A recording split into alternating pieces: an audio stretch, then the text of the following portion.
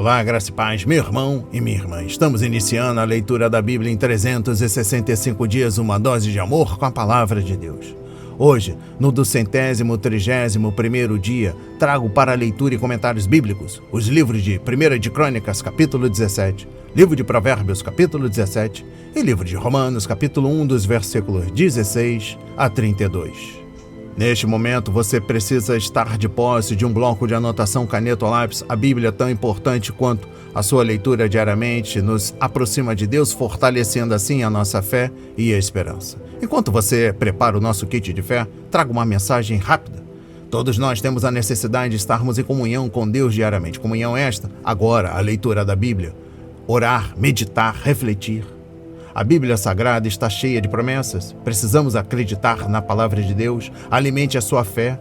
A sua palavra tem muito mais força do que as coisas contrárias. Estamos vivendo um tempo em que devemos abrir os olhos. Satanás não está aqui para roubar o seu carro, sua casa, sua roupa, seu apartamento, celular, relógio. Ele vem para roubar agora esta semente, este estudo bíblico, a sua fé e os propósitos que Deus tem para você. Precisamos usar todos os recursos que Deus tem nos dado, incentivar a leitura da Bíblia, estudar. A Bíblia Sagrada nos faz gerar a fé, nos faz ter o alimento, a cura e a restauração. A compreensão da palavra vem através da revelação pelo Espírito Santo. Senhor, revele a compreensão de sua palavra. Jesus Cristo, me dê compreensão de sua palavra hoje e sempre. Em nome de Jesus, amém. E graças a Deus. Se desconecte de tudo e permita que a palavra do Senhor adentre em vossos corações. Vamos para a leitura no livro 1 de Crônicas, capítulo 17. A aliança do Senhor com Davi. E aconteceu que quando Davi já morava em seu palácio, ele disse ao profeta Natã: Eis que estou morando num palácio feito de cedro, mas a arca da aliança do Senhor se encontra numa tenda. Então Natã disse a Davi: Faça tudo o que estiver em seu coração, porque Deus está com você. Porém, naquela mesma noite, a palavra de Deus veio a Natã, dizendo: Vá e diga a Davi, meu servo: Assim diz o Senhor, não será você quem edificará um templo para minha habitação. Desde o dia em que tirei Israel do Egito até o dia de hoje, não habitei em nenhum templo, mas tenho andado de tenda em tenda, de tabernáculo em tabernáculo. Em todos os lugares em que andei com todo o Israel, por acaso falei alguma palavra com algum dos seus juízes, a quem mandei apacentar o meu povo, dizendo: Por que vocês não construíram um templo de cedro para mim? Agora diga ao meu servo Davi: Assim diz o Senhor dos Exércitos: Eu tirei você das pastagens e do trabalho de andar atrás das ovelhas, para que você fosse príncipe sobre o meu povo de Israel. Estive com você por onde quer que você andou e eliminei todos os seus inimigos diante de você. Engrandecerei o seu nome como só os grandes têm na terra. Prepararei um lugar para o meu povo de Israel e o plantarei para que habite no seu lugar e não seja mais perturbado. E jamais os filhos da perversidade o afligirão, como no passado, desde os dias em que mandei que houvesse juízes sobre o meu povo de Israel. Subjugarei todos os seus inimigos. Também lhe faço saber que o Senhor fará uma casa para você. Quando se cumprirem os seus dias e você for para junto de seus pais, então farei surgir depois de você o seu descendente, um dos seus filhos, e estabelecerei o seu reino. Este edificará um templo para mim, e eu estabelecerei para sempre o seu trono. Eu lhe serei por pai, e ele me será por filho. Não tirarei dele a minha misericórdia, como a retirei daquele que foi rei antes de você. Mas eu o confirmarei na minha casa e no meu reino para sempre, e o seu trono será estabelecido para sempre. Segundo todas estas palavras e conforme toda esta visão, assim Natã falou com Davi. Oração de agradecimento de Davi. Então o rei Davi se pôs diante do Senhor e disse: Quem sou eu, Senhor Deus, e qual é a minha casa para que me tenhas trazido até aqui? E como se isto fosse pouco aos teus olhos, ó Deus, também falaste a respeito da casa de teu servo para tempos distantes, e me trataste como se eu fosse um homem ilustre, ó Senhor Deus. Que mais ainda te poderá dizer Davi a respeito das honras feitas a teu servo? Pois tu conheces bem o teu servo. Ó Senhor, por amor de teu servo, e segundo o teu coração, fizeste toda esta grandeza para tornar conhecidas todas estas grandes coisas. Senhor, não há ninguém semelhante a ti, e não há outro Deus além de ti, segundo tudo o que nós mesmos temos ouvido. Quem há como o teu povo de Israel, gente única na terra, a quem Deus foi resgatar para ser o seu povo, fazendo para ti mesmo um nome com estas grandes e tremendas coisas, desterrando as nações de diante do teu povo, que resgataste do Egito? Estabeleceste o teu povo de Israel por teu povo, para sempre, e tu, ó Senhor, te fizeste o seu Deus. E agora, Senhor, quanto a esta palavra que disseste a respeito de teu servo e a respeito da sua casa, seja estabelecida para sempre. E faze como falaste. Seja estabelecido e para sempre engrandecido o teu nome, e que se diga: o Senhor dos exércitos, o Deus de Israel, é Deus para Israel. E a casa de Davi, teu servo, será estabelecida diante de ti. Pois tu, Deus meu, fizeste ao teu servo a revelação de que lhe edificarias uma casa. Por isso, o teu servo se animou para fazer-te esta oração. Agora, pois, ó Senhor, tu mesmo és Deus e tens prometido ao teu servo este bem.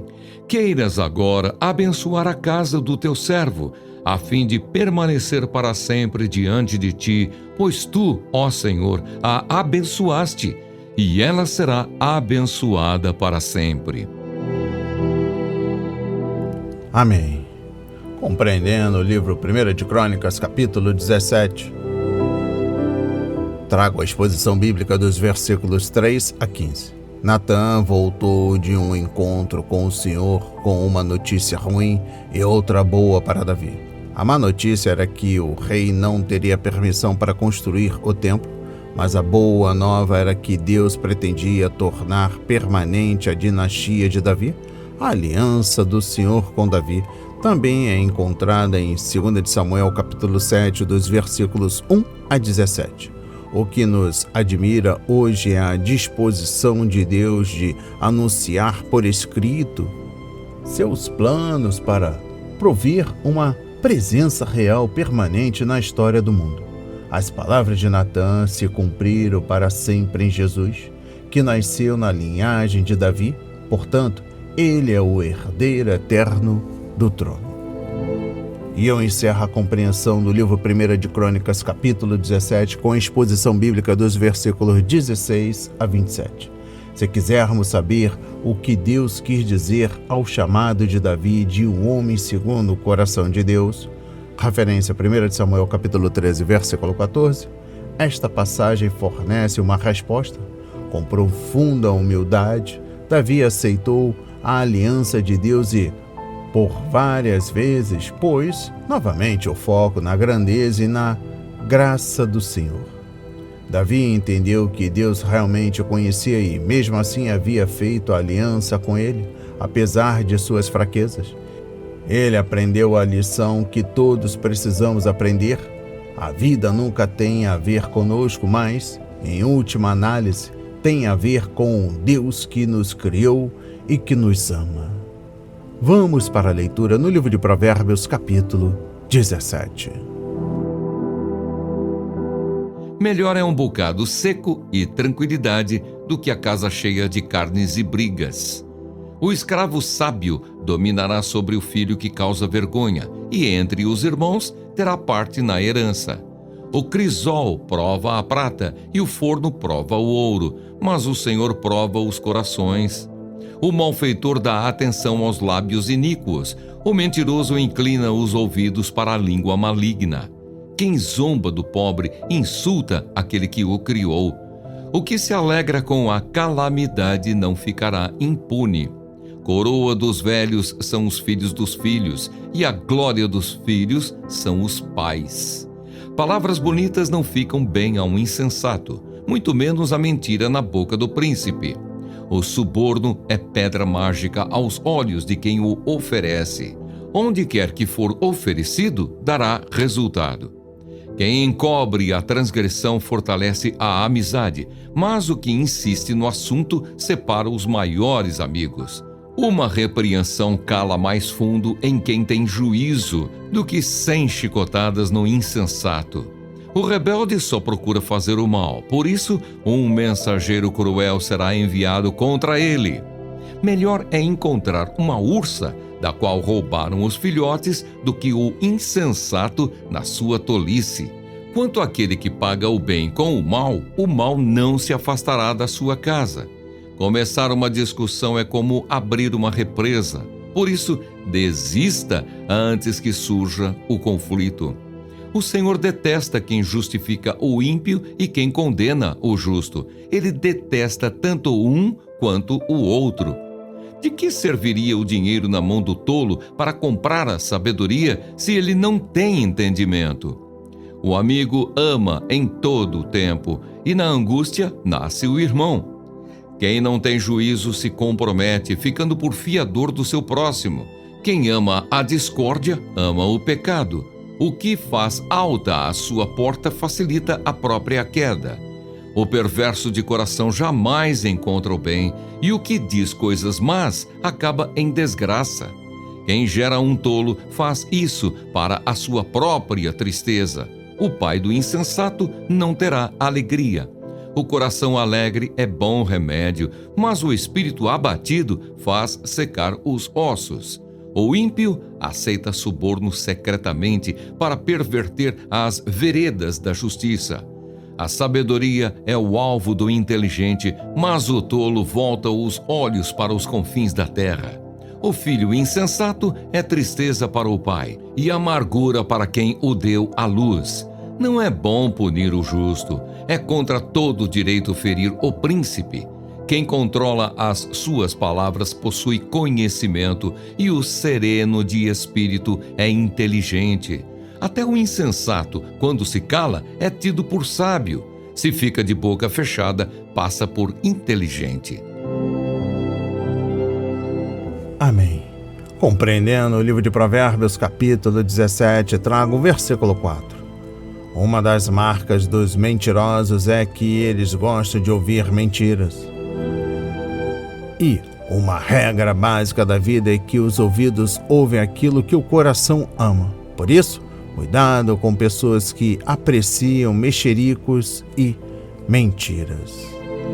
Compreendendo o versículo 7, os tolos são especialistas em mentiras e calúnias, conforme capítulo 10, versículo 18. E quem é sábio não fica por perto para ouvi-las, conforme capítulo 14, versículo 7 a 8. As palavras dos sábios espalham conhecimento, mas o coração dos tolos não é assim, conforme capítulo 15, versículo 7. Devemos ter cuidado com o tipo de conversa que ouvimos, porque Jesus disse: considerem atentamente o que você está ouvindo. Com a medida com que medirem, vocês serão medidos, e ainda mais acrescentarão para vocês, conforme Marcos 4, versículo 24. Além disso, quando os tolos estão falando, o que eles dizem pode dar início a uma briga. Referência a Provérbios 18, versículo 6 a 7. Compreendendo o versículo 15, a expressão absolver o ímpio não descreve exatamente o que o Senhor Deus fez por nós? Em algum aspecto, sim. É isso que a graça tem de tão surpreendente. Mas Deus não se limitou simplesmente a absolver o ímpio.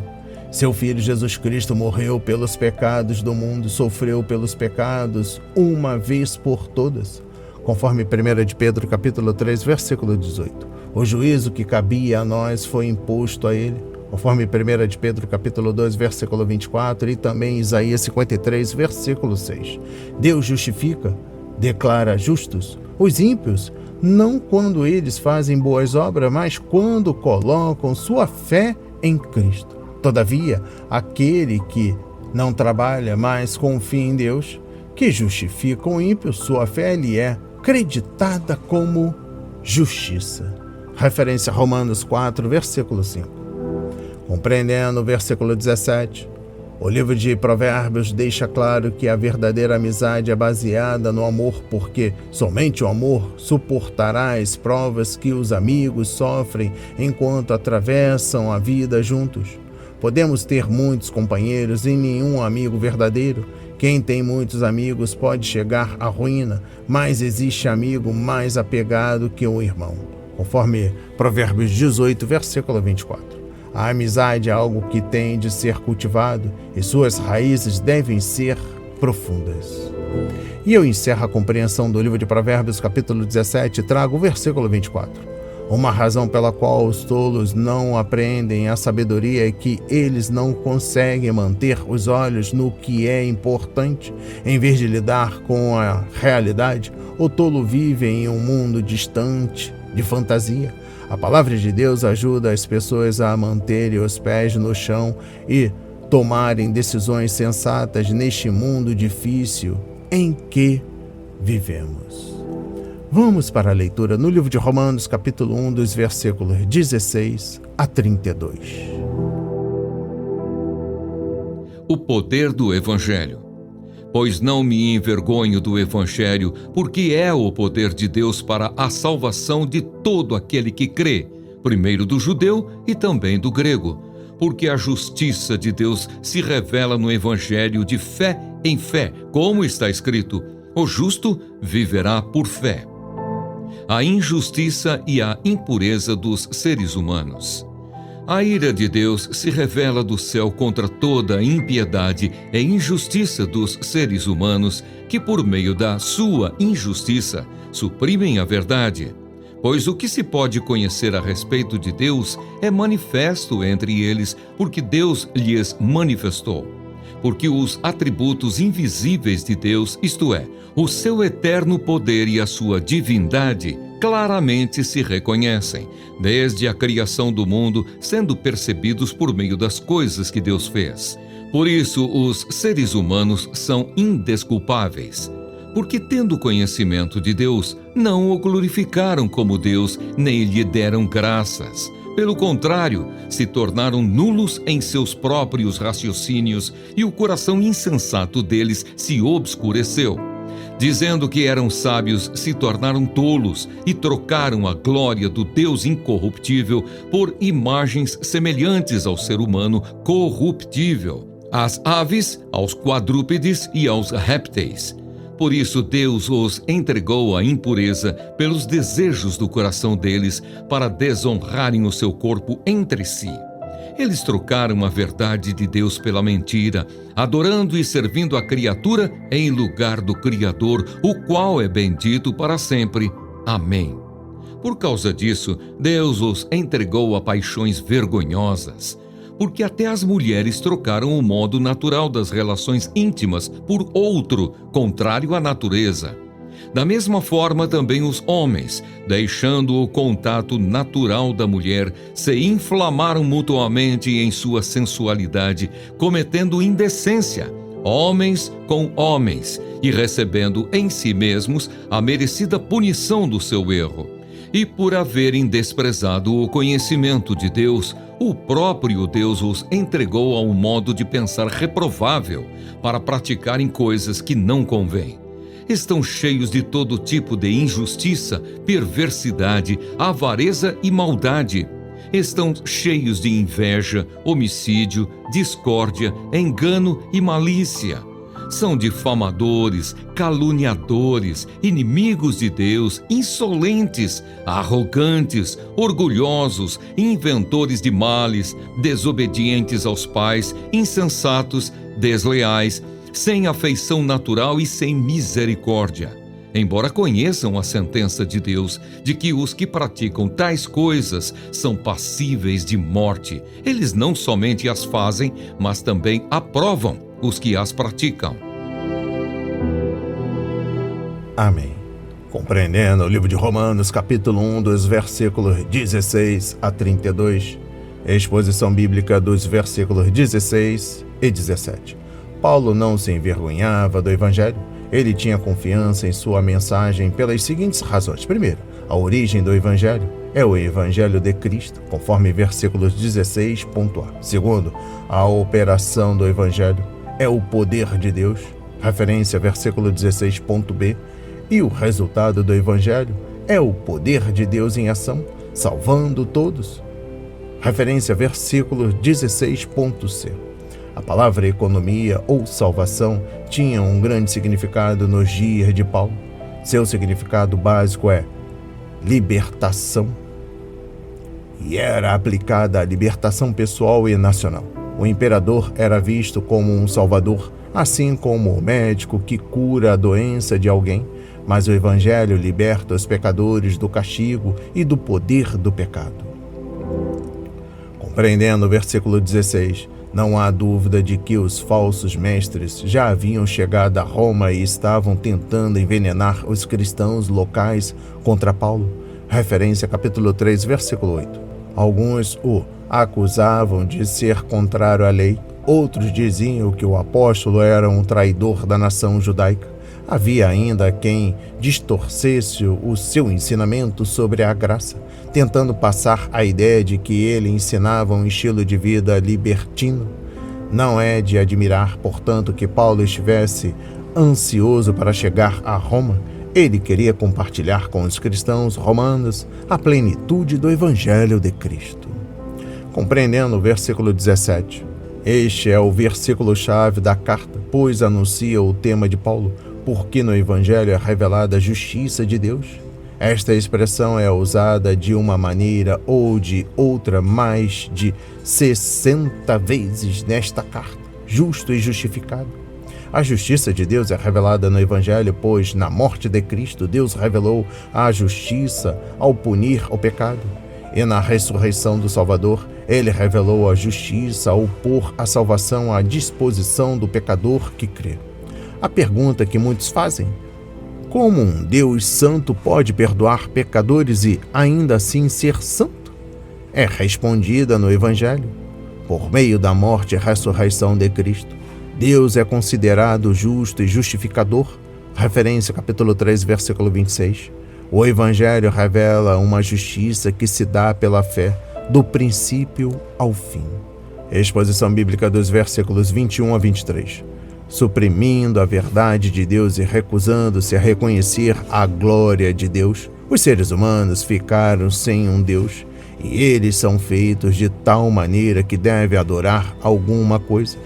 Se não adorarem ao Deus verdadeiro, eles irão venerar uma divindade falsa, mesmo que seja necessário fabricá-la. Este fato explica a propensão do ser humano à idolatria. As pessoas trocaram a glória do verdadeiro Deus pelos deuses substitutos, que elas mesmas fizeram. Assim, trocaram a glória pela vergonha, a incorrupção pela corrupção e a verdade por mentiras. Exposição bíblica dos versículos 24 a 27. O resultado desta deificação de si mesmo era a satisfação dos próprios desejos. E aqui Paulo menciona um pecado abominável que era desenfreado naquela época e tem se tornado cada vez mais comum em nossos dias: a prática homossexual. Este pecado é repetidamente condenado nas Escrituras. Referência: Gênesis 18, versículos 20 a 21, e 1 de Coríntios, capítulo 6, versículos 9 a 10, e Judas, versículo 7. Paulo descreve-o como degradação e considera as práticas homossexuais como paixões vergonhosas e relações contrárias à natureza. Não só os homens eram culpados, mas até as suas mulheres. E eu encerro. A leitura da Bíblia em 365 dias e também da compreensão do livro de Romanos, capítulo 1, dos versículos 16 a 32, trago a exposição bíblica dos versículos 28 a 32. As pessoas não só cometiam tais pecados, desafiando abertamente a Deus, mas também incentivavam e aplaudiam os outros quando eles pecavam. Até que ponto os seres humanos haviam descido? Eles começaram glorificando Deus, mas acabaram trocando aquela glória por ídolos. Eles começaram conhecendo o Senhor, mas acabaram se recusando a guardar o conhecimento de Deus em sua mente e coração. Eles começaram como as criaturas mais sublimes do Criador, feitas à imagem dele, mas acabaram mais vis que os animais e insetos, porque os adoravam como os seus deuses. As palavras de hoje foram semeadas para as nossas vidas, para a honra e a glória do Senhor. Receba este alimento diário, não hesite, compartilhe. Deus está interessado na minha e na sua dor. Que Deus nos abençoe.